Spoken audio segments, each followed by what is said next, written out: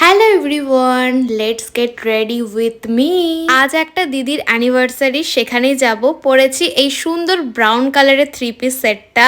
সবে মাত্রই আমি স্নান করে আসলাম, তো ফার্স্টে স্কিন কেয়ারটা করছি, এবার করব মেকআপ। সুইস বিউটির এই হাইলাইটিং প্রাইমারটা ভীষণই ভালো, এটা ইউজ করার পর ফেসটা দেখো কি সুন্দর গ্লো করছে। এই কুর্তা সেটটা পরার আগে আমি অনেকবার ভাবছিলাম যে পরার পর কেমন কি লাগবে, কারণ এই ব্রাউন কালারের কিছু আগে আমি তেমন পরিনি, কিন্তু পরার পর নিজের ভীষণ পছন্দ হয়েছে আর সবাই বলছিল যে ভালোই লাগছে। মেকআপ তো আমার অলমোস্ট ডান। লাস্টে হাইলাইটার আর লিপস্টিক অ্যাপ্লাই করলাম। মেরুন কালারের একটা টিপও পরেছি। এবার কিছু জুয়েলারি পরবো, ছোট্ট একটা চেন পরছি।